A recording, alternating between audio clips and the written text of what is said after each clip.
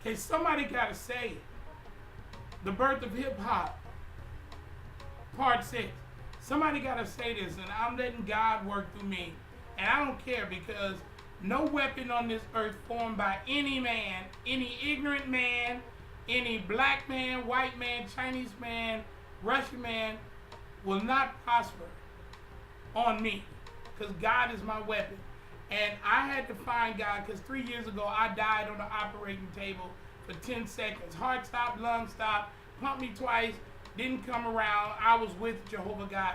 He gave me a choice to either stay with him or come back to the living and tell the good news that he exists. He knew I wasn't ready to die, only because my loved ones wasn't ready for me to die. But I didn't want to come back to this hell. I didn't want to come back at all. If it was up to me, I would have just stayed with God. But I came back here because I had something to do. And God knew I had something to do, and this is it. You know, I don't care about no riches on earth. I'm living rich right now. I got everything I need, man. I didn't sell not one record. I didn't sell not one thing of drugs, nothing in there. I got everything I need, far as God giving me what I need to live on an everyday basis. And that's our problem. You know, what happens is we get so caught up, hip-hoppers, you guys get so caught up in the bling-bling of things. That ain't gonna last. The only real ballers that are young, is the Prince, Prince Charles, and his brother Williams, whatever. Them cats, them little cats, they ballers. They wear Bruno Malley shoes every day. They never wear the same pair of socks. They never wear the same pair of underwear. They never wear the same t-shirt. Whenever they want to go to lunch, they can fly all their friends to lunch in Japan and go to Russia for dinner and come back to London for a concert with Lady Gaga and take all their friends, and they can do that for life. And their children can do that for life. And their children can do that for life. And their children can do that for life, because it's the monarchy. You're not a monarchy, man. You're niggas. You're the lost tribe of Israel. You have no identity. But if you would just look at God first and put God first, he'll show you your identity. He'll show you what you are about. I don't mean to preach, but yes, I do. Because this is what I promised God I would do for this second life. So if you listen, cool. If you don't, change the channel. If you want to retaliate, fine. If you want to comment something negative, fine, because that's on you. Because karma is a B-I-T-C-H, man. Let me tell you something. I'd rather deal with your wrath than to deal with God's wrath. That's for sure. That's for sure. And if you read the Bible, that God unleashed fiery serpents on the children of Israel.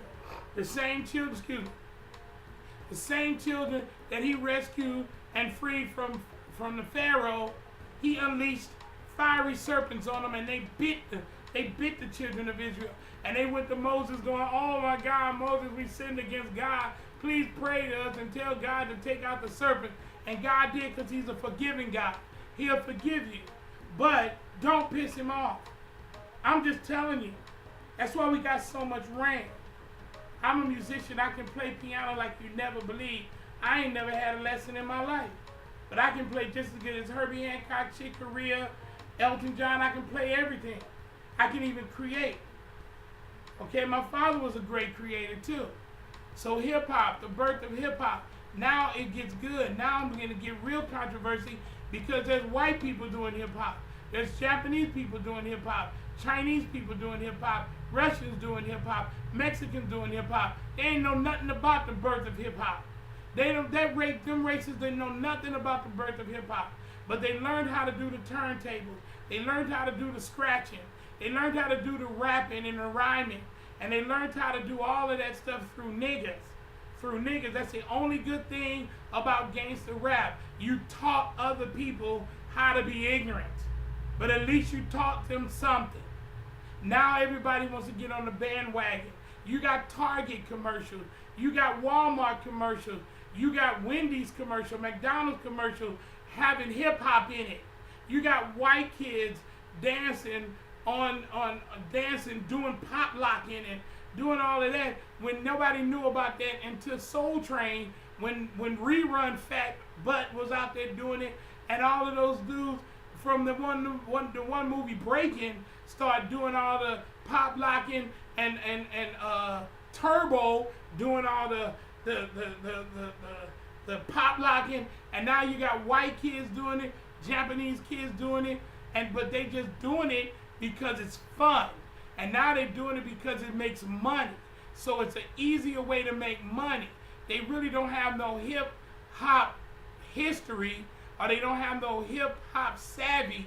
They just have a hip hop dream. They wake up in the suburbs, they wake up in Tokyo, they wake up at the Iron Gate, or they wake up in Tijuana, Mexico, and say, I'm gonna be a hip hopper, I'm gonna be a rapper, I'm gonna be a DJ, I'm gonna be a radio announcer, I'm gonna be a radio announcer, and I'm gonna spin hip hop. When you don't know the real history, wasn't no Mexicans around in the 70s, wasn't no Japanese people around in the 70s or the 60s, wasn't no Russian people was around. We was at fucking war with them. Come on, man, we was at war with people. Come on, man. Wasn't no young Mexican boy on no turntables in the 70s. Wasn't no young Chinese boy on the turntables in the 70s. Wasn't no young Russian on the turntables in the 70s. It was only black people on the turntables in the 70s. The white people was on the turntables when they were DJs for the radio station, taking payola. Come on, man. Come on, man. Okay, man.